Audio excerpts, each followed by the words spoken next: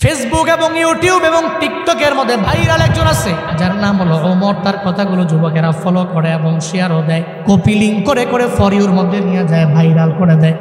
আমি গতকালকে তার একটা ভিডিও দেখলাম, তার মায়ের নামে সে কেমন এটা আমি জানি না, তবে এই ভিডিও দেখার পরে আমি দেখলাম যে মা পাগল ছেলেটা চোখের পানি ফেলাইয়া মায়ের জন্য কান্দে। নেপালের পাহাড়ের সামনে দাঁড়াইয়া বলতেছে, আমার মা দুনিয়ার মধ্যে আমার সবচেয়ে বড় আপন। আমার মায়ের বিরুদ্ধে কথা বললে আমি কোনো আইনও মানি না, কাউরে আমি চিনি না, কারণ মায়ের মতো আপন আমার দুনিয়ার মধ্যে কেউ হতে পারে না। সে বলতে লাগলো, ছোটবেলায় আমার বাবাই দুনিয়া থেকে বিদায় নিয়ে চলে গেল, যখন আমার বাবা নাই, আমার মা ছাড়াই পৃথিবীতে আমার আপন যখন কেউ নাই। আমার মায়ের গার্মেন্টসে চাকরি করে করে করে করে কোনো রকম জিন্দেগি চালাইয়া আমারে ফালাইয়া যায় নাই, বরং পরিশ্রম করে করে আমার মা স্কুলের মধ্যে আমারে পড়াইল। আজকে আমি অনেক মশহুর হয়ে গেলাম, প্রসিদ্ধ হয়ে গেলাম, সবাই আমারে চিনে, তবে আমি মায়েরে ভুলতে পারি না। নেপালের পাহাড়ের সামনে দাঁড়াইয়া বলতে লাগলো, মা জীবনে কোনোদিন আপনারে আই লাভ ইউ মা বলা হয় নাই, আমি আপনারে ভালোবাসি, আমি আপনারে পছন্দ করি, এটা বলা হয় নাই। এই যে যুবকরা যারা আছে এরা তাদের প্রেমিকারে জীবনে কতবার আই লাভ ইউ বলে, নিজের ওয়াইফের বারবার বলতে পারে, একটু বলো না রে বাপ, কয়দিন তুমি মায়ের দরবারে গিয়া বললা, মা গো তোমারে ভালোবাসি, আমি তোমারে পছন্দ করি, আমি তোমারে মহাব্বত করি, তুমি ছাড়া এই দুনিয়ার মধ্যে আপন আমার কেউ নাই। মনে রাখবারে বাবা, মায়ের মতো আপন তো জীবনে কোনোদিন অন্য সেকেন্ড কেউ হতে পারে না, কারণ সব হলো স্বার্থের পাগল।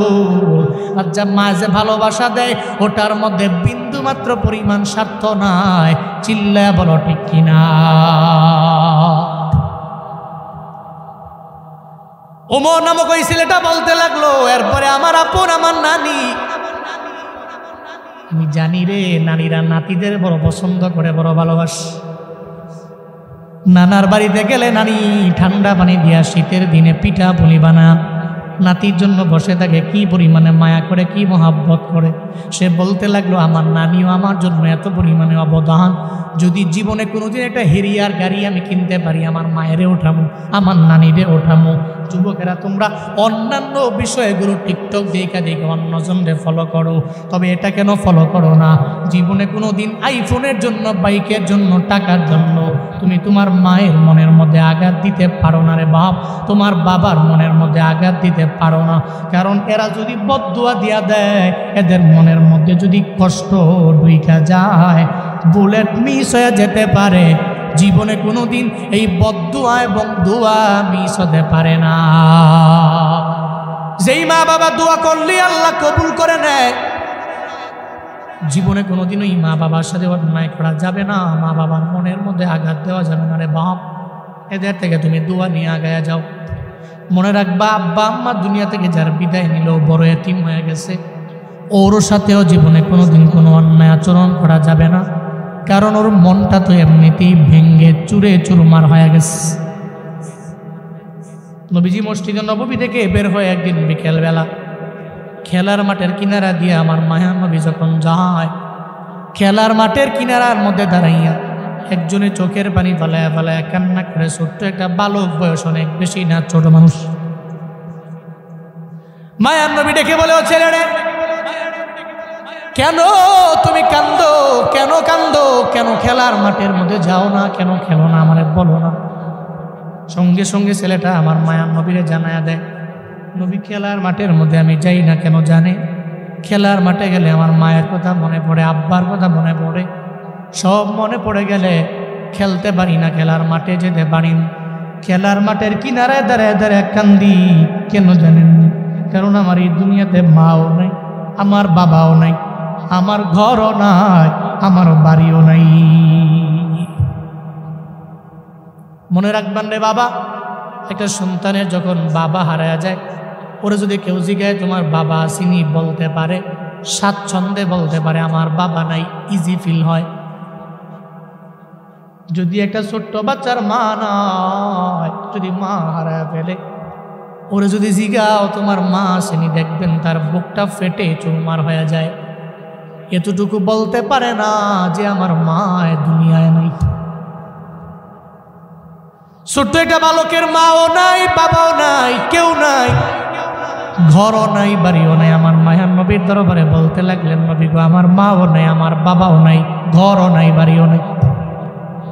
নবী কয়, সন্তান রে, আমি এতিমের কদর পরিপূর্ণ দিতে পারি, আমার সঙ্গে আয় না।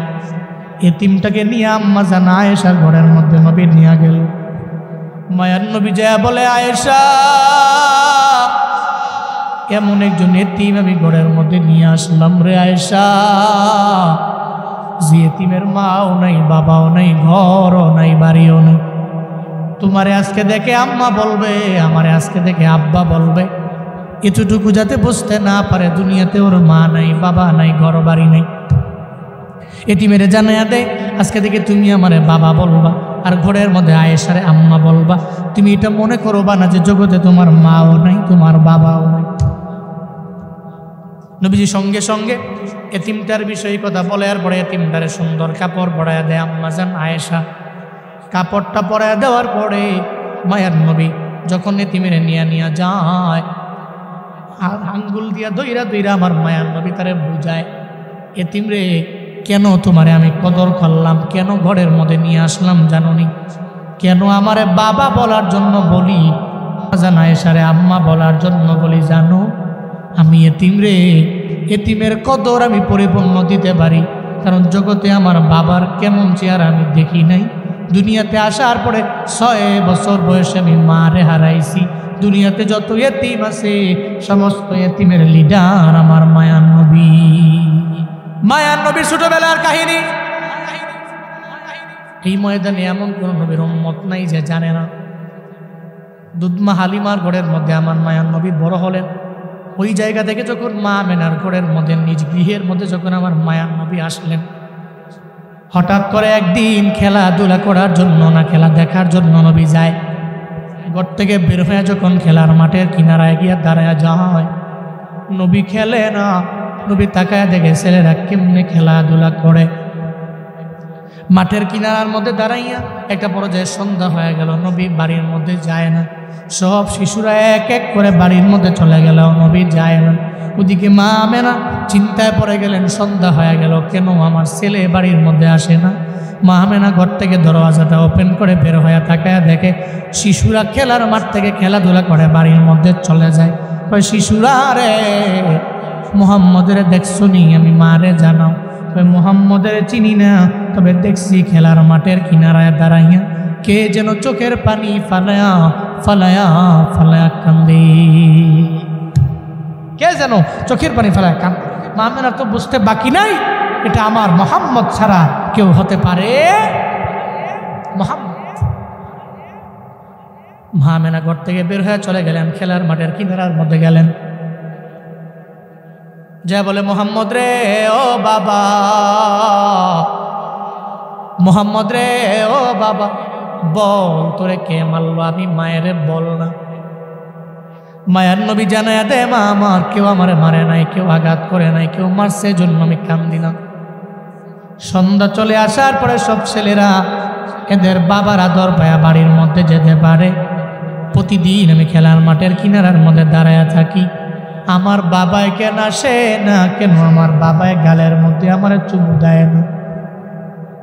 আমার বাবাই আমারে কাঁধে কেন নেয় না? আমার বাবাই আমারে সঙ্গে করে লইয়া কেন বাড়ির মধ্যে নিয়ে যায় না? এই জন্য বাবারে মিস কইরা কইরা চোখের পানি ফালায় কান্না করি। কি অপরাধ আমি বাবার সঙ্গে করলাম? কেন আমার বাবা আমার দরবারে আসে না? সন্তানকে যেই পরিমাণ মহাব্বত করে একটা বাবা হয়, এই যে ময়দানে যেই বাবারা আসলেন ছেলের জন্য নিজের জীবন পর্যন্ত দিয়া দেন।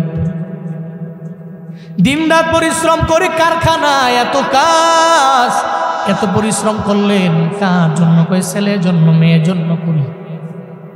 ছেলের জন্য, মেয়ের জন্য। আপনি কাঠ ফাটা রোদের মধ্যে নিজের রক্তগুলোকে ঘাম বানাইয়া মাথার ঘাম পায়ে ফেলাইয়া যায় কাজ করেন ছেলের জন্য, মেয়ের জন্য। আপনার ছেলে মেয়ে আপনার থেকে যে আদর পায়, আমার মায়ার নবী সে আদর বাবার দরবার থেকে পান নাই, জীবনে পান নাই, জীবনে পান নাই। এজন্য মার দরবারে বলে, মা গো, কেন বাবা আমার দরবারে আসে না? কেন আমার চুমু দেয় না? কেন কান্দের মধ্যে লয় না? কেন আমার বাড়ির মধ্যে নিয়ে যায় না? আমার বাবা কোথায়? আমার বাবা যদি না আসে আজকে বাড়িতে যাব না, তুমি আমায় নিতে পারবো না। মা আমেনা বলে, ও সন্তান আমার, তোমার বাবারে তুমি পাবা না, কারণ গর্ভের মধ্যে থাকা অবস্থায় তোমার বাবায় দুনিয়া থেকে বিদায় নিয়ে চলে গেল। ভাই বাবার কবরের পাশে আমারে নিয়ে যাও। তাহলে কালকে দিনের বেলা তোমারে আমি নিয়ে যাবো। দিনের বেলা আব্দুল মুত্তালিব থেকে পারমিশন নিয়ে নিলেন। এরপরে ঘোড়ার মধ্যে তিনজনে উঠলেন, মা আমেনা, এরপরে মায়ান নবী, এরপরে উম্মে আয়মান, তিনজনের সঙ্গে করে লইয়া ঘোড়ার মধ্যে যখন রওনা হয়ে গেল আমার মায়ান নবীর বাবার কবর জিয়ারতের জন্য।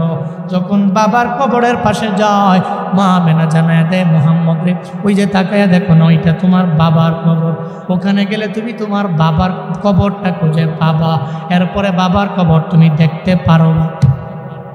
মায়ান নবী গেলেন, কবরের পাশে গিয়া দাঁড়ায় দাঁড়ায় কবরের মধ্যে জোরে জোরে থাপ্পড় মারে। আর পরে, বাবারে, কেন আমারে চুমু দিতে মন চায় না, কেন আমারে কোলে নিতে মন চায় না, কেন তোমার কাঁধের মধ্যে আমার নেও? নবী যতই কান্দে রে, জীবনেও তো আব্দুল্লাহ বাবায় ফিরে আসবে।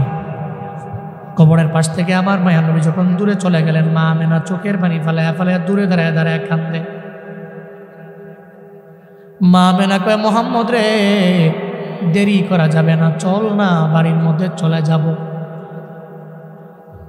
মা আমেনা মায়ান নবীকে লইয়া, উম্মে আয়মানকে লইয়া ঘোড়ার মধ্যে ওইটা যখন রওনা হয়ে গেল বাড়ির মধ্যে যাবে, পথিমধ্যে যাওয়ার পরে মা আমেনার পেটের ব্যথা আরম্ভ হয়ে গেল।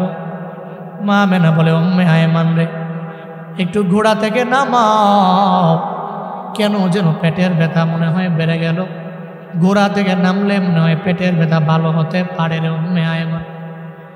মা আমেনা ঘোড়া থেকে নামলেন, পেটের ব্যথা তো ভালো হয় না, মনে হয় ক্ষণে ক্ষণে ক্ষণে ক্ষণে পেটের ব্যথা বেড়ে যায়। একটা পর্যায়ে মা আমেনা চিন্তায় পড়ে গেলেন, পেটের ব্যথায় কি আমি দুনিয়া থেকে বিদায় নিয়ে চলে যাব?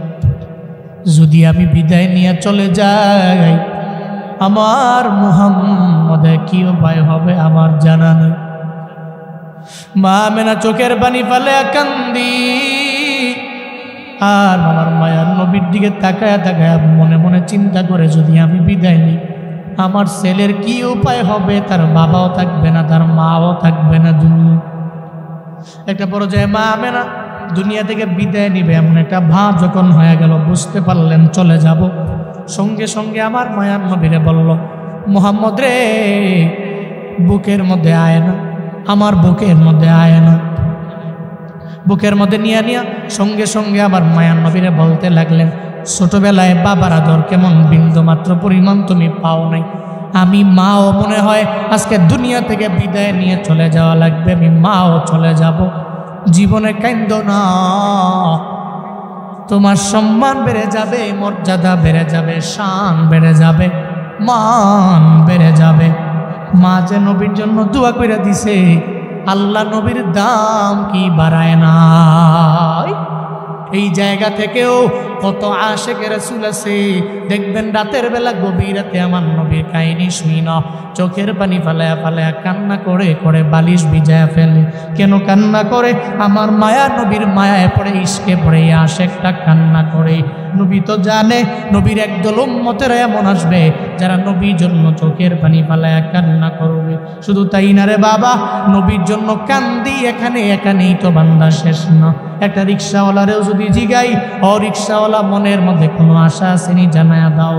ওই আশা তো একটা আছে, জীবনে আল্লাহ যাতে করে আমারে মক্কায় একবার লয়া যায়, যাতে করে আল্লাহ আমারে মদিনায় নিয়ে যায়। এই যে ময়দানে আসলেন, আপনারাও তো মক্কা মদিনায় যাওয়ার জন্য বড় পাগল পাড়া।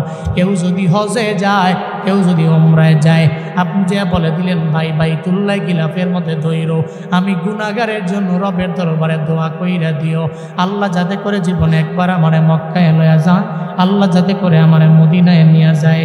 ময়দানে আসতেন বন্দারা, আমি গুনাহগার মুসাফির মানুষ, আমার সাথে হাত বাড়ায় রবেরে দেখাবেন কারা কারা মক্কায় যেতে চান, মদিনায় যেতে চান, আমার নবীর রওজার সামনে গিয়া সশরীরে জীবনে একবার হলেও সালাম দিতে চান কারা কারা? দুইটা হাত তুলে আল্লাহকে দেখায়া দিই। আল্লাহ যে মানুষগুলো হাত বাড়াইছে, প্রত্যেককে জীবনে একবার হলেও মক্কা মদিনায় যাওয়ার মতো তৌফিক দান করেন। দূরে পড়ে আরো জোরে চিল্লে আমি। মনে রাখবেন ওখানে যাওয়ার জন্য টাকা লাগে না, অনেক বড় অ্যামাউন্টের প্রয়োজন এমন না। ওখানে যেতে হলে প্রেম লাগে, ইশক লাগে, ভালোবাসা লাগে, নবীর প্রতি টান থাকা লাগে। মনে বড় আশা ছিল যাব মদিনায়, মনে বড় আশা ছিল যাব মদিনায়। একটু মন থেকে আপনারাও পড়তে পারবেন তো, একটু কর না। মনে বড় আশা ছিল,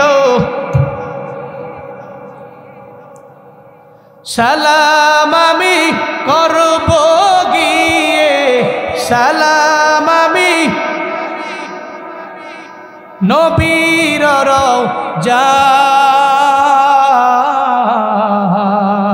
রওজায়।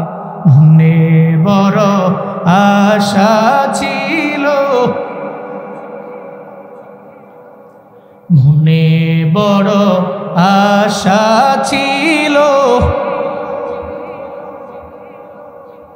আরব সাগর পারি দিব,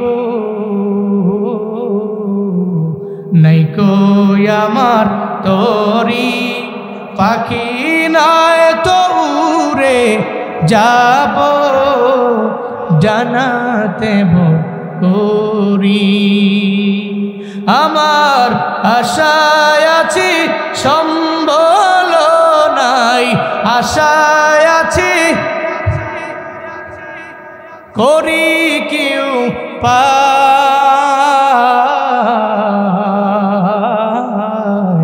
মনে বড় আশা ছিল, মনে বড় আশা ছিল। সবাই মনে বড়।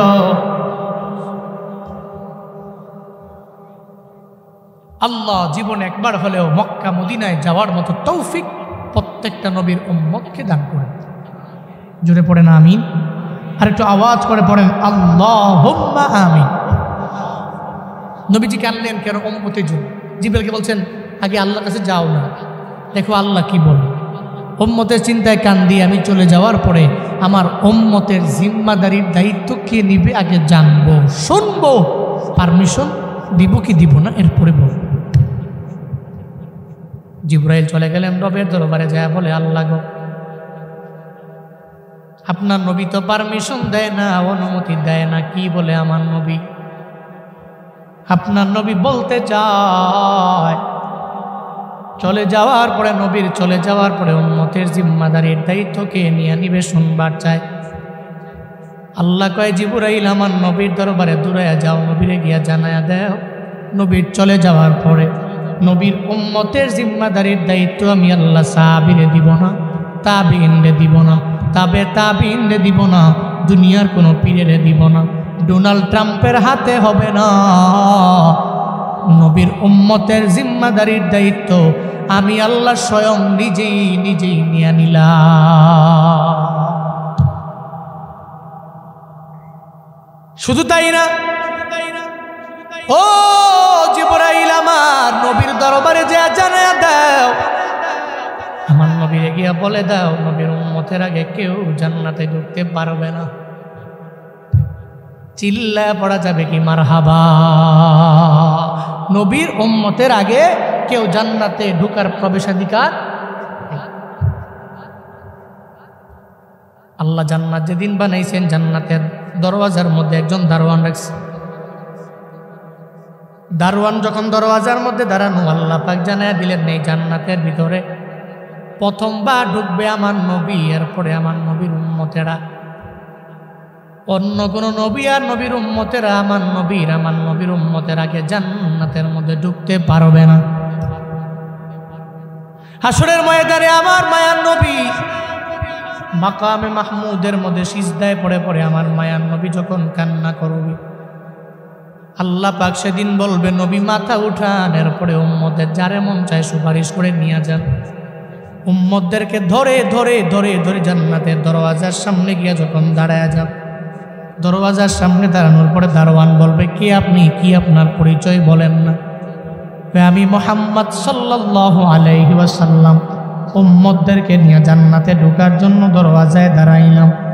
কয় নবী, আপনার জন্যই তো জান্নাত যেদিন থেকে আল্লাহ বানাইছেন ওদিন থেকেই দরওয়াজার মধ্যে আমি দাঁড়ায় রইলাম, আপনার জন্য ওয়েটিংয়ে আছি। উম্মতের নিয়ে দরওয়াজার সামনে আইসা দাঁড়ায়া গেলেন। এখন জান্নাতের 8টা দরওয়াজা আপনার জন্য ওপেন করে দিলাম, আপনার জন্য খুলে দিলাম। যেই দরওয়াজা দিয়া মন চায় ওই দরওয়াজা দিয়েই জান্নাতে চলে যায়। নবী আগে যাবে, নবীর উম্মতেরা মানে আমরা যাব, এরপরে অন্যান্য নবীরা ধারাবাহিকভাবে অন্যান্য নবী এবং নবীর উম্মতেরা জান্নাতে ঢুকবে। নবীরে কি দেন নাই? নবীর কোন দৌলতটা আছে যে আল্লাহ নবীকে দেন নাই? শুধু তাই না, আল্লাহ পাক আমার মায়া নবীর সব জায়গায় আল্লাহ কেমন ভাবে খুশি করে বান্দা মনোযোগের কান লাগায় শুই না যায়। তাইফের ময়দানে আমার মায়ার নবী যে গেলেন দাওয়াত দেওয়ার জন্য, নবীর হাতে একজন ব্যক্তিও কালেমা তো পড়ে না, আবার আমার নবীর উপরে পাথর দিয়ে আঘাত করে। এই ব্যাপারে এমন কোন নবীর উম্মত নাই যে এই ব্যাপারে জানে না। তাইফের ময়দানে আমার মায়ার নবী সারা দিন লাগাইয়া কালেমার দাওয়াত দেয়, কিন্তু নবীর হাতে কেউ কালেমা পড়ে নাই। উল্টা আমার নবীরে মারধর করলো, পাথর মারলো, রক্তাক্ত করে ফেললো। এমন একটা হালাতে ফজরের সময় রাত যখন শেষ হয়ে গেল, ফজরের নামাজে আমার মায়ার নবী নিজে দাঁড়ায় গেলেন, তিলাওয়াত করতে লাগলেন। নবী নিজে নিজে তিলাওয়াত করা হালাতে একটা পর্যায়ে আমার মায়ার নবী ওই সময় যখন তার কণ্ঠ মোবারক দিয়া যখন তিলাওয়াত করতে লাগলেন, যেই তিলাওয়াতের মধ্যে এত পরিমাণে মাজা, এত পরিমাণে মায়া, যেই নবীর হাতে একজন মানুষ কালেমা পড়ে মুসলমান হতে পারেন নাই। তায়েফের ময়দানে দিন চলে গেল, রাতও চলে গেল। ফজরের নামাজে নবী উনার কণ্ঠ মোবারক দিয়ে তিলাওয়াত করতে দেরি, একদল জিন আমার নবীর পাশে আইসা দাঁড়ায়া যায়। যখন তিলাওয়াত শুনতে পায়, ওই তিলাওয়াতের মধ্যে বড় মজায় পড়ে গেল। জিনেরা কয়, এই যে উনি যেই রবের কালাম পড়ে, সেই রবের কথা পড়ে, আমরা সমস্ত জিনেরা ওনার পিছনে দাঁড়াইয়া যেই কালাম পড়ে ওই কালামের রবের প্রতি ঈমান আনলাম। চিল্লায়া পড়া যাবে কি মারহাবা? ফজরের নামাজ পড়া নবীজি সালাম ফিরায়া চোখের পানি ফেলায় কাঁদতেছে আর আল্লাহকে বলে, আল্লাহ আমি তো তায়েফে আসলাম, একজন ব্যক্তিও কালেমা পড়ে মুসলমান হলো না। কষ্ট নিয়ে নই বসে আছেন। আল্লাহ কয়, জিবরাইল নবীজি কান্দে করে কান্দে কেন, উদ্বিগ্ন কেন, চিন্তায় কেন? নবীজি বলো। জিবরাইল পাঠালেন, জিবরাইল নবীর কাছে আসলেন। নবীকে এসে বলে, আপনি কাঁদছেন কেন? কয়, একজনও কালেমা পড়ে নাই। একজন মানুষ কালেমা পড়ে নাই তো কি হয়েছে? একটু আগে ফজরের নামাজে যেই তিলাওয়াত করছেন ওই তিলাওয়াতের মায়ায় পইরা একদল জিন আপনার হাতে অদৃশ্যেই কালেমা পড়ে মুসলমান হয়ে গেছে। নবীজি হেসে দিলেন, নবীজির কান্না বন্ধ হয়ে গেল। কে বন্ধ করেছেন? কে কে? মা ওয়াদ্দাআকা রাব্বুকা ওয়া মা ক্বালা। আল্লাহ পাক বলেন, ও পয়গম্বর আমার, সব মানুষের আপনাকে বইলা গেল, আমি রব আপনারে বলতে পারি না, আপনাকে ছেড়ে যেতে পারি না। আপনার সম্মান, আপনার মর্যাদা, আপনার শরফ, আপনার করম সব আমি আল্লাহ তো বাড়াইয়া দিলাম। সূরা ইনশিরার দিকে দেখো না, আল্লাহ পাক ওই আয়াতের মধ্যে জানায়া দিয়েছে, ওয়ারাফা'না লাকা যিকরাক।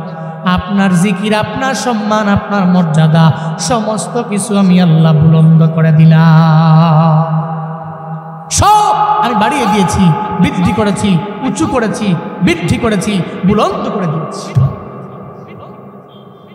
এরপরে 4 নম্বর আয়াতের মধ্যে আল্লাহ পাক আমার নবীরে জানায়া দেয়, ওয়ালাল আখিরাতু খায়রুন লাকা মিনাল উলা।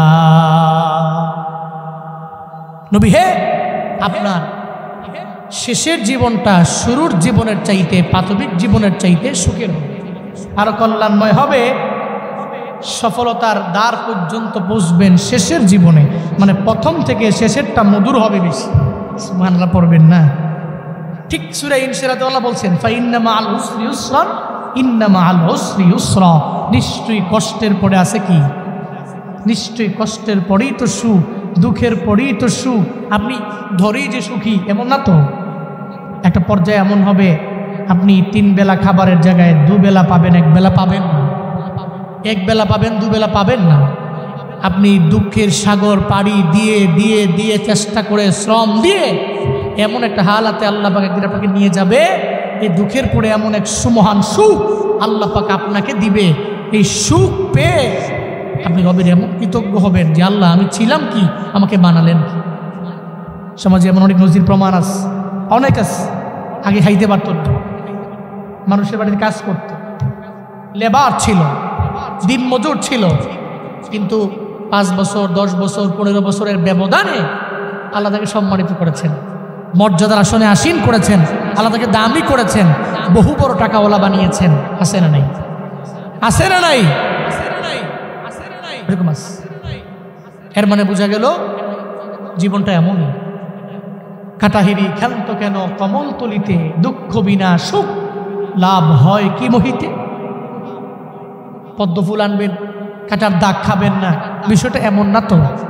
কাটার দাগ খেয়ে পরিশ্রম করে এরপরে যেমন ফুল আনতে হয়, সুখের সাগরে যেতে হলে দুঃখের সাগরে হাবুডুবু খেয়ে সাঁতার করে এরপরে সুখের সাগর পর্যন্ত যাওয়া লাগে, ঠিক কিনা? ধরি পৃথিবীতে কেউ সুখী না, হ্যাপি না। আল্লাহ পাক নবীকে সেটাই বললেন, ওয়ালাল আখিরাতু খায়রুল লাকা মিনাল উলা।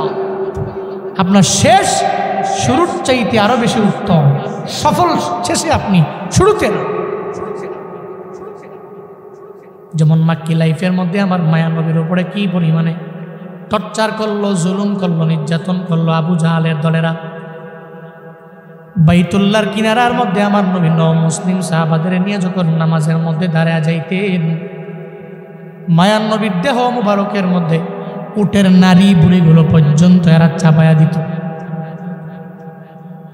মায়ান নবীর এরা দেখতে পারে না।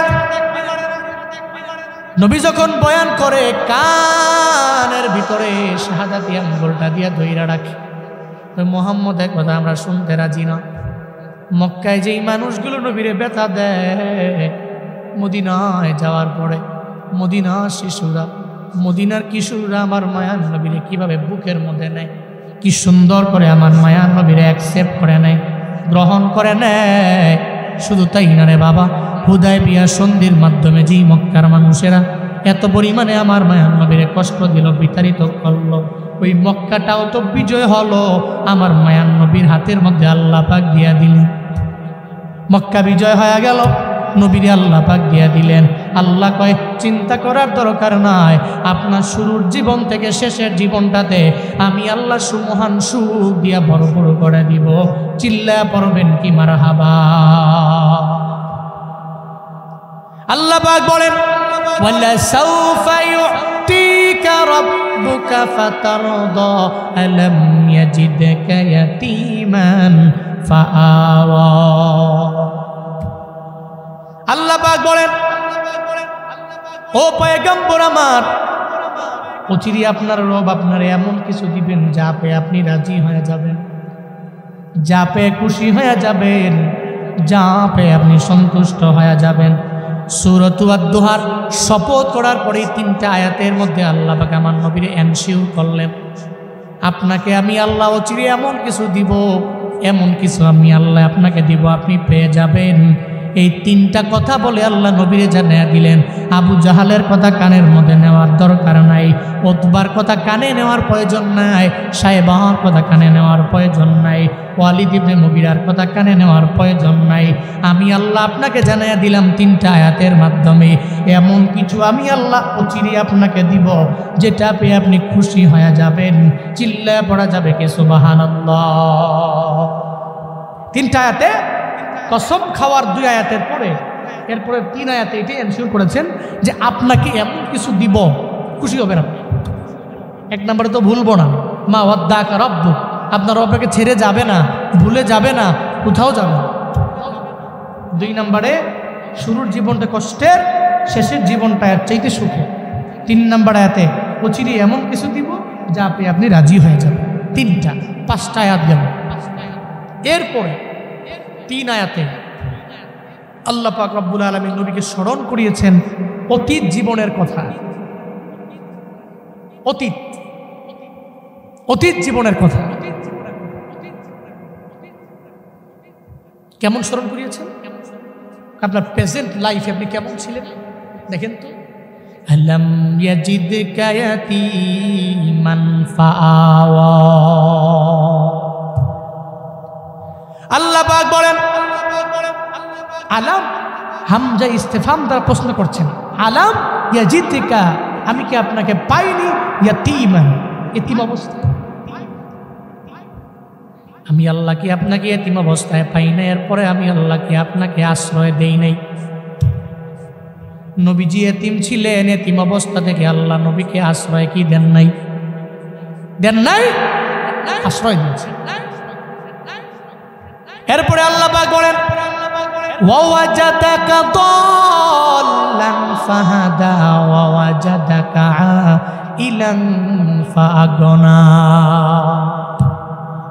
আল্লাহ পাক বলেন, আমি আল্লাহ আপনাকে পেলাম, এমন অবস্থায় পেলাম আপনি পথ হারা ছিলেন। আমি আল্লাহ তো আপনাকে পথ দেখাইয়া দিলাম। শুধু তাই না, আপনি এমন গরিব ছিলেন, আমি আল্লাহ আপনাকে ধনী বানায়া দিলাম।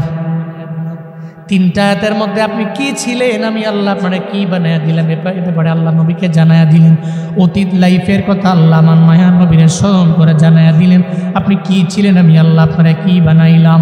এরপরের 3টা আয়াতের মধ্যে আল্লাহ পাক রব্বুল আলামিন 2টা আয়াতে নিষেধ, 1টা আয়াতের মধ্যে আল্লাহ পাক আদেশ করলেন। যে 2টা আয়াতের মধ্যে আল্লাহ পাক রব্বুল আলামিন নিষেধ করলেন, আল্লাহ পাক 1ম নম্বরে জানায়া দেয়, নবী আমার, আপনাকে তো এতিম পেলাম, তো জীবনে কোনোদিন আপনি এতিমের ধমক দিতে পারবেন না। ফাআম্মাল ইয়াতীমা ফালা তাকহার ওয়া আম্মাস সাইলা ফালা তানহার।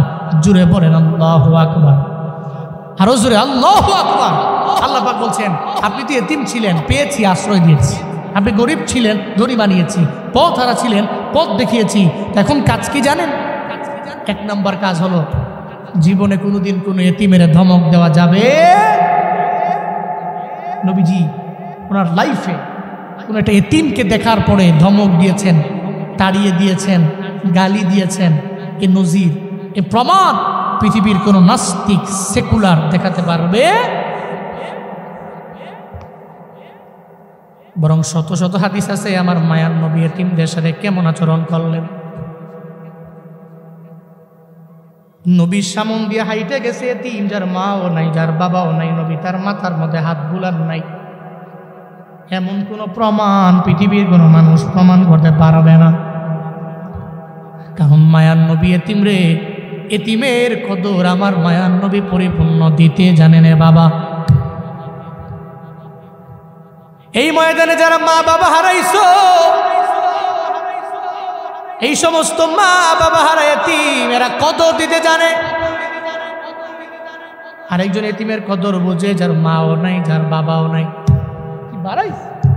কাইন্দো না, কাইন্দো না, তোমার সম্মান বেড়ে যাবে, মর্যাদা বেড়ে যাবে। আমি মাকে বিদায় দাও, আমি মা মনে হয় বিদায় নিয়ে চলে যাওয়া। তুমি যে কাঁদতে লাগলেন, মা বাবার কবর জিয়ারত করতে যেয়ে কি আপনাকে হারাতে হবে? 2জনকে হারালেন। মা মেনা বিদায় নিলেন। নবীজি আর উম্মে আয়মান ঘোড়ায় চড়ে রওনা হলেন। আসার সময় 3জন, ফিরার সময় কয়জন? 2জন। দাদা আব্দুল মুত্তালিব তো দরওয়াজার সামনে দাঁড়ানো, কখন আমার শিশু নাতি আসবে দাঁড়ানো। তাকায় দেখে দূরে আসতেছে ঘোড়া, কিন্তু ঘোড়ার মধ্যে যাওয়ার সময় বিদায় দিলাম 3জন রে, আওয়ার সময় মাত্র কয়জন? বুঝতে আর বাকি নাই।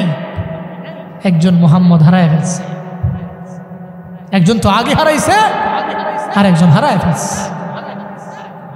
নবীজি আইসা দাদা আব্দুল মুত্তালিবের বুকের মধ্যে জড়ায় নবী কান্না করেছেন, দাদা আব্বা নাই, আম্মা নাই, কেউ নাই, আমি বড় এতিম হয়ে গেছি।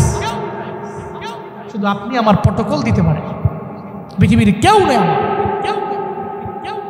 ওই জায়গা থেকে দাদা দাদা মারা যাওয়ার পরে চাচা আবু তালিব নবীজিকে আশ্রয় দিয়েছেন। আল্লাহ নবীকে সে কথা স্মরণ করিয়েছেন, দোহায় আপনি এতিম ছিলেন, আব্বা আম্মাহারা ছিলেন, ওই জায়গা থেকে আশ্রয়টা আমি আল্লাহ আব্দুল মুত্তালিব এবং চাচা আবু তালেবের মাধ্যমে, এই দুইজনের মাধ্যমে আমি আপনাকে দিয়েছি। চিল্লায়া কি পড়বেন না সুবহানাল্লাহ? জীবনে কোনোদিন এতিমদের ধমক দিবেন না। মায়ার নবী এতিমেরে বলে, এতিম রে, আমার শিশুবেলার কাহিনী তো এমন, এই জন্য আমি এতিমের কদর দিতে পারি।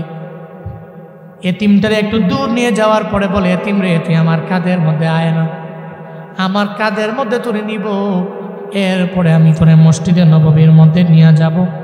নবী, আপনি দামি মানুষ, আপনার কাঁধের মধ্যে আমি উঠতে পারবো না, আপনার কাঁধে উঠলে আপনি দামি মানুষ, আল্লাহ রাগান্বিত হয়ে যাবে। নবী কয়, এতিম রে, আমার কাঁধের মধ্যে যদি উঠে যাও, আমার কাঁধে যদি উঠে যাও, আল্লাহ রাগান্বিত হবে না, বরং আল্লাহ আমার প্রতি খুশি হয়ে যাবে। চিল্লায়া পড়া যাবে কি মারহাবা? এতিম তোমার কাঁধে উঠলে আল্লাহ আমার প্রতি রাজি হবে। মায়ার নবী জানা গেলেন, ও উম্মতেরা, জীবনে এতিমের ধমক দিস না। এতিমের পাশে গিয়ে যদি দাঁড়ায়া যাও, আল্লাহ পাক তোমার পাশে গিয়ে দাঁড়ায়া যাবে। শুধু তাই না, একটা এতিমের মাথার মধ্যে যদি কেউ মায়া নিয়া, এতিমের মাথার মধ্যে নবী বললেন, কেউ যদি হাত বুলায়া দেয়, এতিমের মাথার চুল বরাবর সব আল্লাহ পাক তার আমল নামায় দিয়া দিবে। চিল্লায়া পড়া যাবে সুবহানাল্লাহ।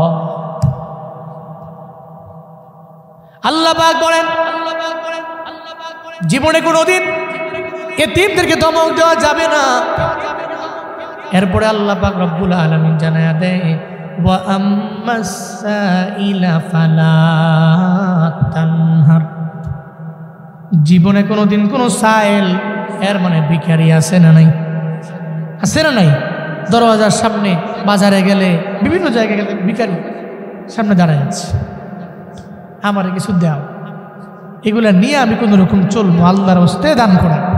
হাত আল্লাহ পাক নিষেধ করেছেন, জীবনে এই ভিখারিকে ধমক দিয়ে তাড়িয়ে দেওয়া যাবে।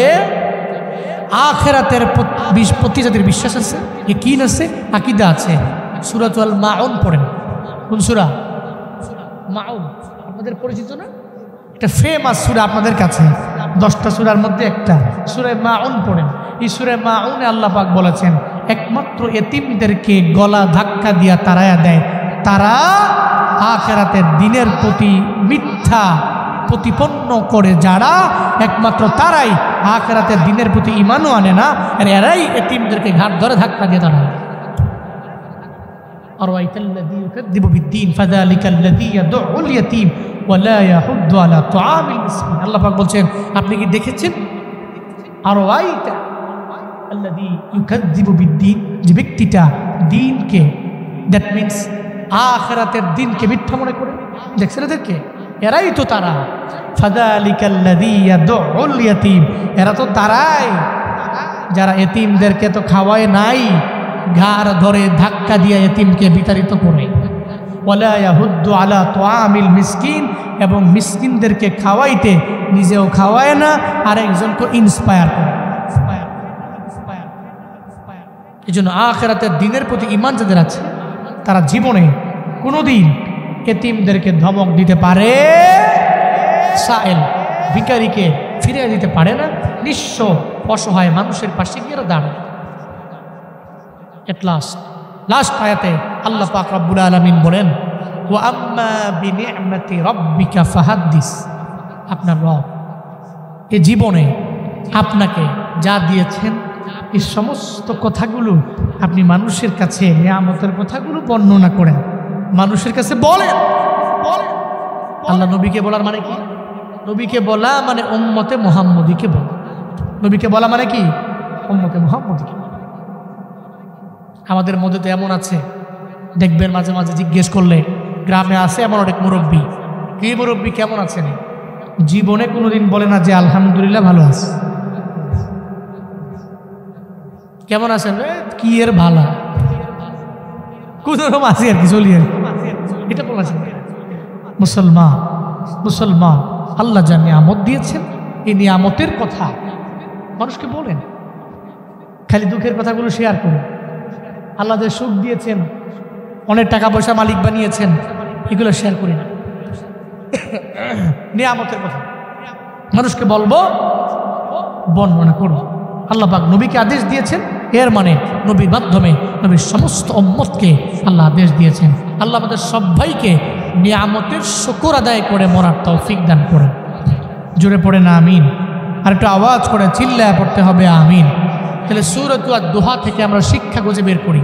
1 নম্বর শিক্ষা হলো আলোর পরে অন্ধকার, অন্ধকারের পরে কি আলো।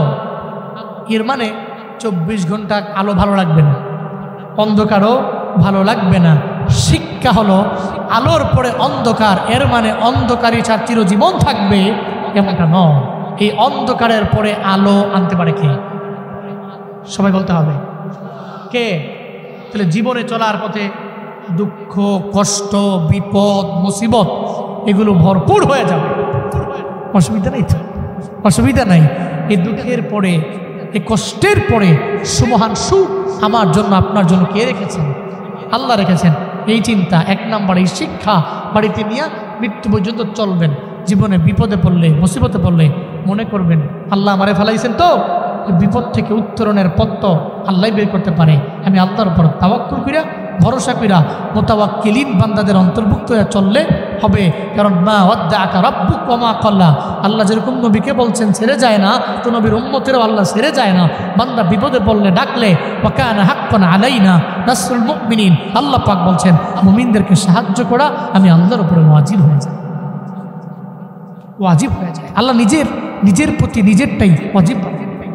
এই জন্য 1 নাম্বার শিক্ষা হলো জীবনে অন্ধকারের জীবন হলে আলো আসবে, তবে শর্ত হলো কার উপর ভরসা করব, কার উপরে আল্লাহর উপর তাওয়াক্কুল করে চলবো। এটা 1 নাম্বার সূরাত আদ-দুহা থেকে শিক্ষা আমরা পেলাম। 2 নাম্বার সূরাত আদ-দুহা থেকে শিক্ষা হলো জীবনে কোনোদিন এতিমকে ধমক দেওয়া যাবে না। 3 নাম্বার শিক্ষা পেলাম, যারা সায়েল ভিখারি দরওয়াজার সামনে আসে আমি দিয়ে দিব, ভিক্ষুক দিয়ে দিব, না পারলে আল্লাহকে ওয়াস্তে মাফ করে, নর্মাল ভাবে, লাউডলি না, আস্তে, আল্লাহকে ওয়াস্তে মাফ করে। এটা বই না বিদায় করবে, ধমক দিয়া রাগ দেখায়া বলা যাবে না। 3 নাম্বার। 4 নাম্বার শিক্ষা হলো আল্লাহ আমার জিন্দেগিতে যা নিয়ামত দিয়েছেন, এই সমস্ত নিয়ামতের কথা মানুষকে বলবো, ভাই আল্লাহ আমাকে দিয়েছেন, আল্লাহ আমার এটা দিয়েছেন, ওটা দিয়েছেন, আগে গরিব ছিলাম আল্লাহ ধনী বানিয়েছেন, আল্লাহ অনেক নিয়ামত দিয়েছেন, আলহামদুলিল্লাহ বলে শুকর আদায় করব।